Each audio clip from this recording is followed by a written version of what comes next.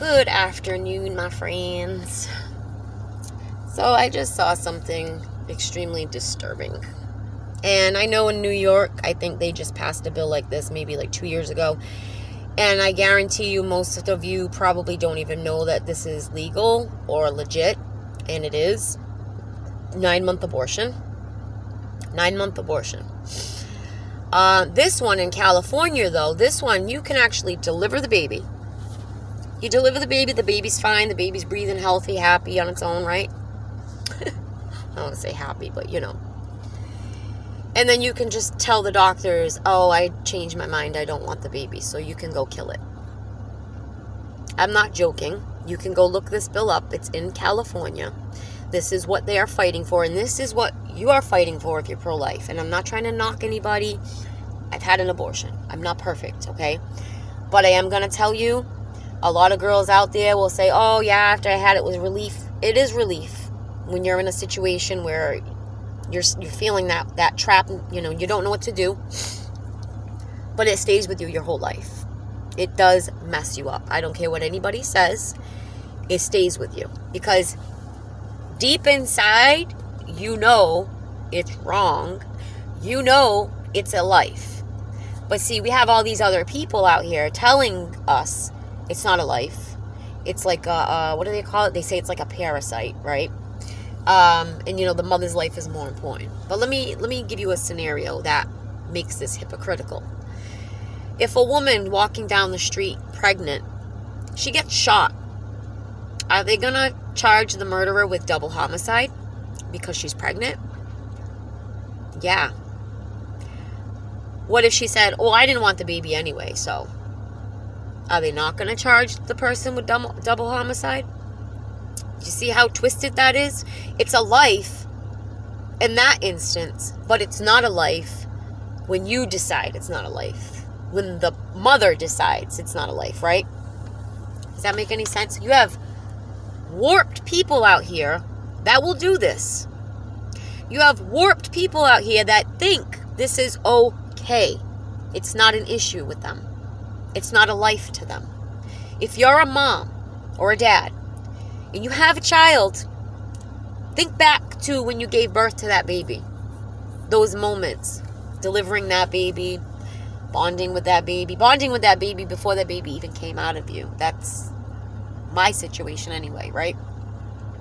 You already love that baby. Imagine telling the doctor, just kill it. How dark of a place do you have to be in your mind to do something like that? Or how selfish are you to make that decision? That's selfish. That's immoral. It's selfish. It's wrong. There's nothing right about it. There's nothing moral about it. There's nothing ethical about it. It's all just wrong. And yet, we have people pushing for this. We have young people who think it's okay to do this.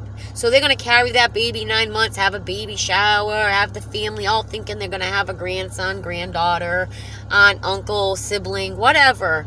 And then you decide in the hospital, no, it's not for me. Kill it. But yet people don't believe that persecution is coming for Christians. And I'm going to tell you why it's coming. It's coming because the mark is coming. You know, the little chippy chip? Europe, like I told you, is already doing it. They're already starting their social credit score. You have China doing it. So if all these countries start jumping on board, yes, we will be doing it too.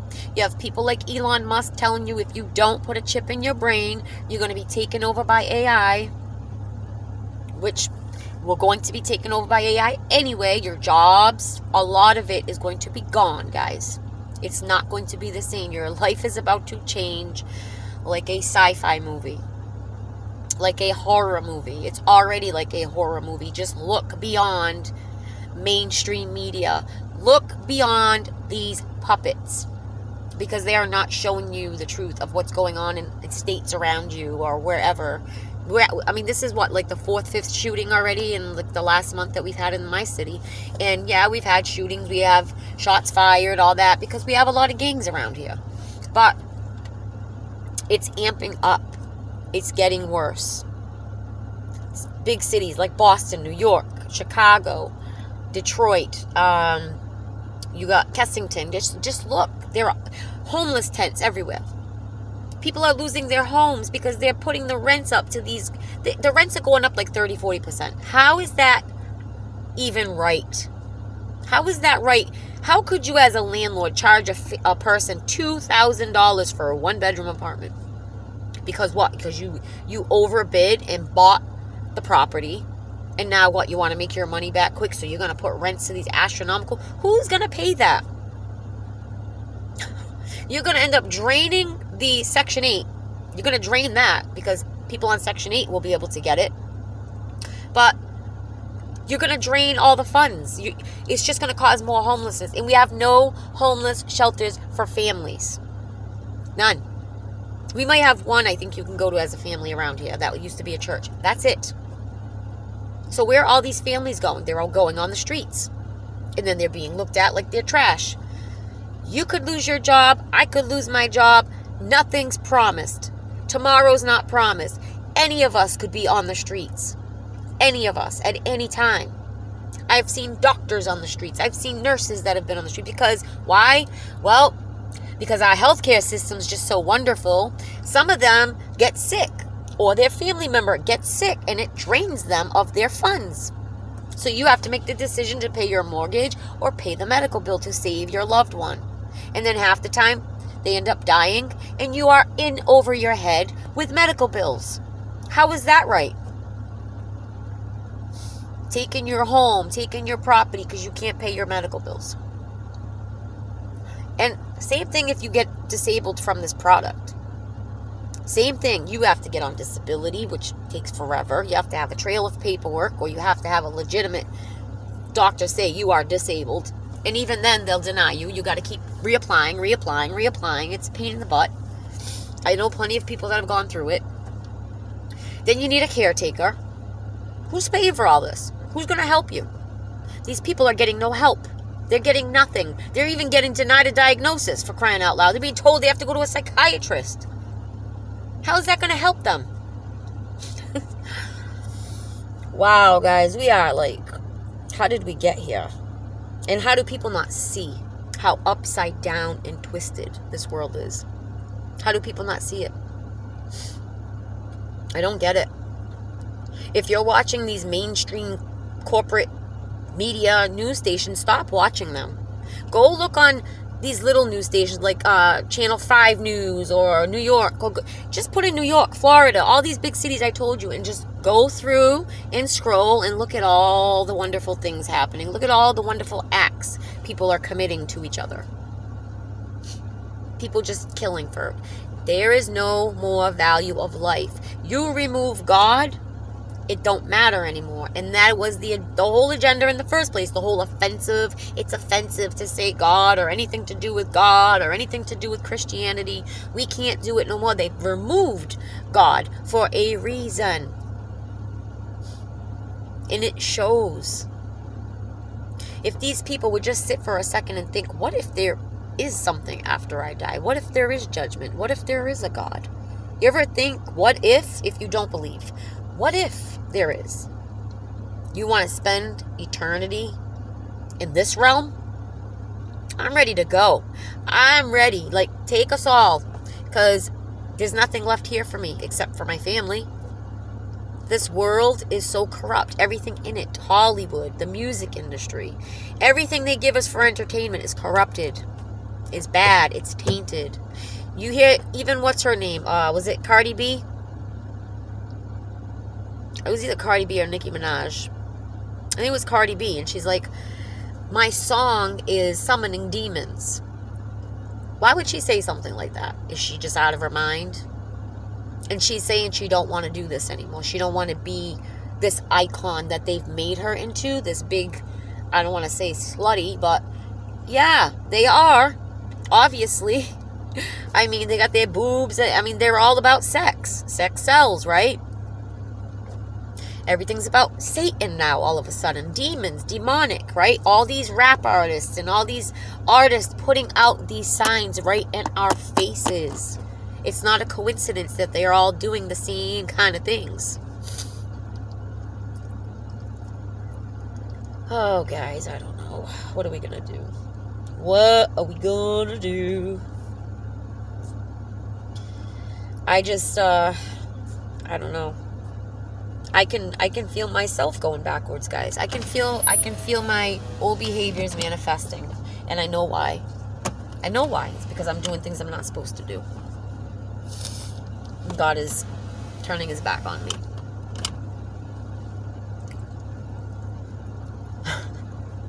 Listen, I'll explain to you, okay? So 3 years ago, I could have easily said, I'm going to have an abortion. I'm not having a baby at 44. Are you crazy? Especially knowing that me and his dad were not doing well. And we were not going to stay together. But, fortunately, I was told, I don't want to say unfortunately because I don't regret having my son. I love my son. He's my little man. He's my everything. My kids are my everything. I love my kids. I love being a mother. I love everything about it. It's the hardest job in the world, but it's the most rewarding job in the world. And I love being a mother. So I don't want to say this like I regret having him because I don't. But I had that decision, and I was asked many times by the doctors if I wanted to abort because they thought he had Down syndrome. And I think I was asked like 4 times. You sure you want to go through? Yes. I don't care if he comes out with no arms, no legs, no eyes. I don't care. I'm having this baby. I made a pact with God. I begged him to please let me know what to do because, of course, people that are close to me were like, do you want me to take you? What are you going to do? And I'm like, no, I'm not. I can't do. I've had an abortion in the past. I'm not doing it again. No. So this is when my life changed, though. I haven't done my testimony yet, guys. I know, I'm sorry. I will. I promise I will. I'm just trying to figure out how to fit it all into a video without it being 10 years long, because I tend to talk too much. As you guys can see, my videos are like 30 minutes long sometimes. So anyway, I had the decision, and I was told that he couldn't have children. This is why I got pregnant. I don't even know how my body accepted it because I was anorexic 3 years ago. I lost like 80 pounds in like 4 months. Of course, the rumors were going around that I was doing drugs and all this other stuff because nobody will just ask you, hey, are you okay? Everybody just wants to assume. Everybody just wants to talk crap, right? Even my own mother. And I've been clean for 14, going on 14 years. 14 years, sorry. No, 15, because my son's going to be 14. No. I don't even know how old my kids are, guys. This is bad. He's 13, so yes, I'm going on 15 years. So anyway, I've had this issue in the past when I was younger, in my like early 20s, right before I had my first son, when I was married. And again, nobody really even noticed. I didn't get that bad, but I was pretty skinny, like my face was sinking in and I couldn't eat. And when I noticed when this manifests, it's because I'm feeling out of control in my life in some way, shape, or fashion. And something's wrong. So I use this as a way to be in control. I don't know. It's weird. I also used to do it kind of like as a punishment to myself, like because I don't know why. It's twisted. It's really twisted.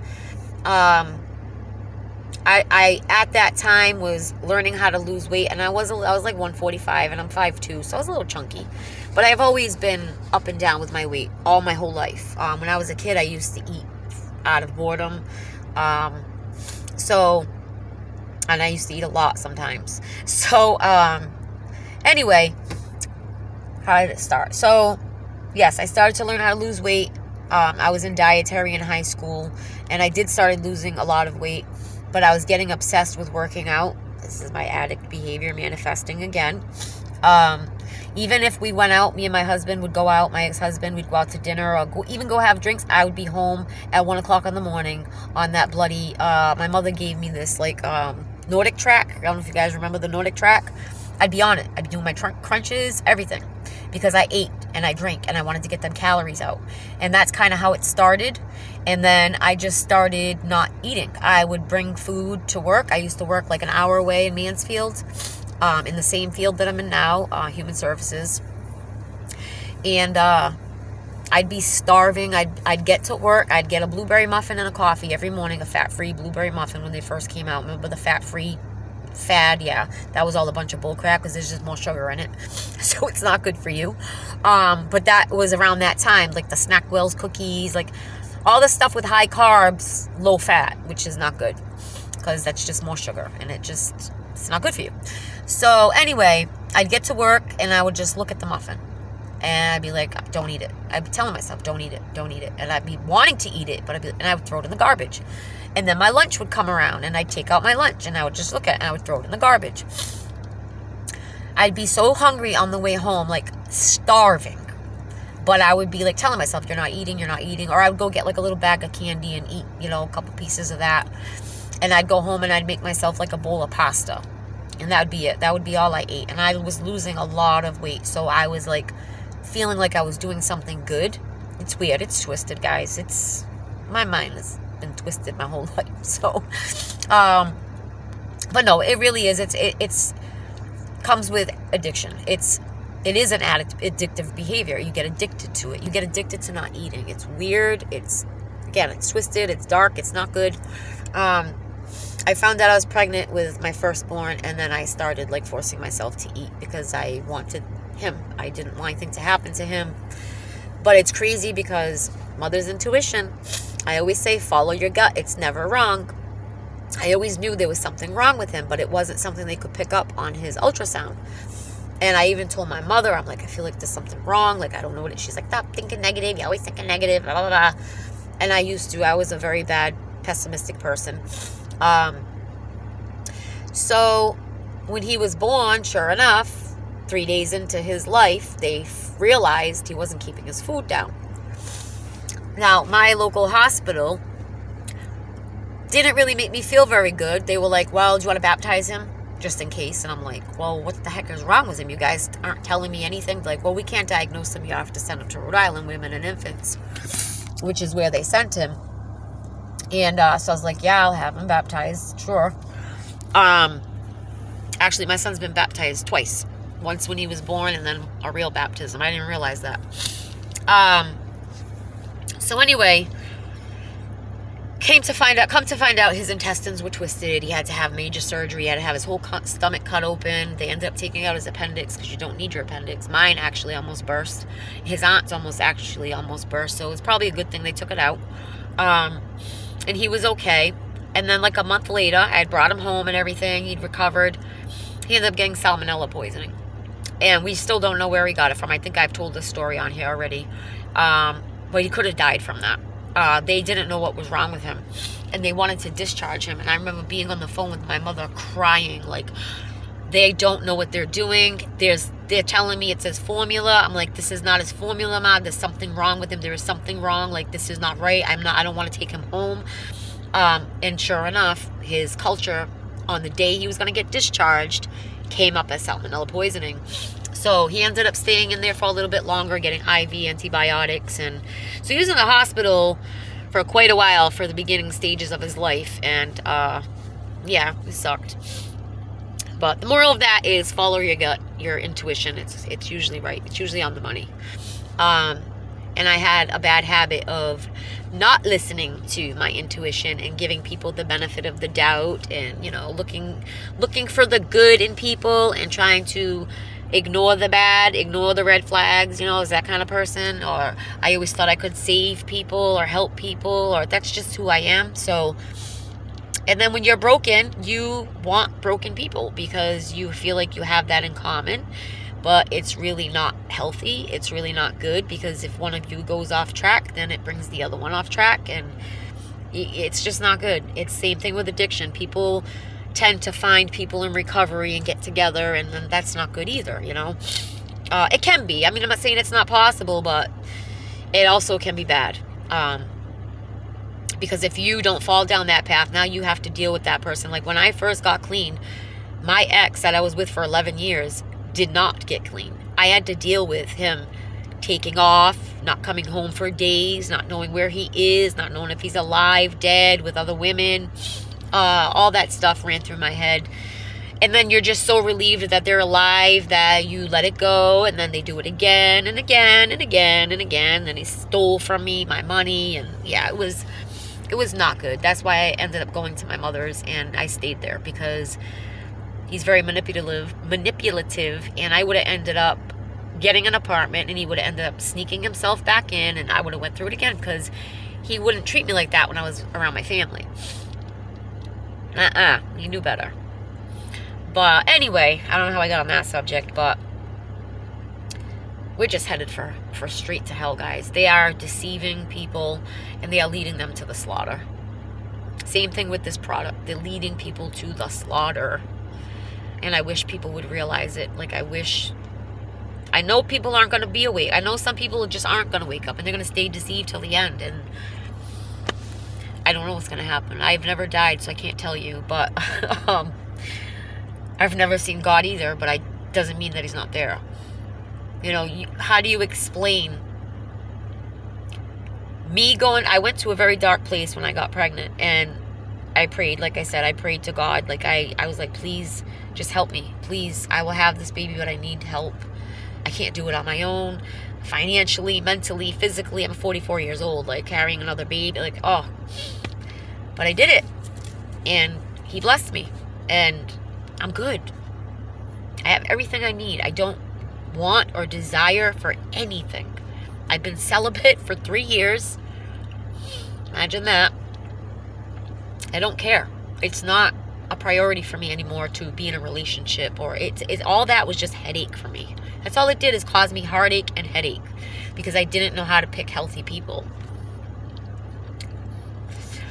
So I'm alone and I'm happy, and I don't, like I said, I don't care to be with anybody. I have no desire to. Like, my kids are all I need. My family, that's it. I love my family. I will die for my family. And I'll also die for my belief. Sadly to say, I will never, I can't see myself bowing down to this. I just can't. Because I know what it's about. And I know once you put that in your body, that's it. You're now merged with technology. They can already read your thoughts. They can already program your brain from afar without you knowing. But yet people don't want to believe the technology that they harbor. This Neuralink, what? You don't think they can hack your brain through that? You don't think they... Freak that. I'm not putting no computer chip in my brain. God made my brain is perfectly fine. Well, it wasn't for a long time, but that was my own fault. And I guess I don't learn from my mistakes because I'm playing with fire again. This is it after this, guys. I'm done. I'm done after this. And I want to do it more. I really do. Like, I really genuinely like doing this. But again, I feel like it's getting overboard now. I'm like watching these videos and having these bad dreams and not feeling good. Like, nope. I'm not messing with this stuff. And you can laugh and think I'm crazy and, oh, there's nothing there. She's not. I'm telling you, I feel like there's something in my house. I've always felt like there's something in my house. Always. That's why I won't let my daughter play with that stuff in the house. I'm like, you don't play with that. But here I am doing it. But I wasn't talking to it. I wasn't communicating with it. I was just kind of letting it do its own thing and see what happened, because I wanted to see if it was fraudulent or not. But yeah, I got a little creeped out, guys. Especially when it said the walls can see, and then it said cat and boots, and my son was there with the cat throwing my boots. Yeah, that freaked me out a little bit. And the God is watching you.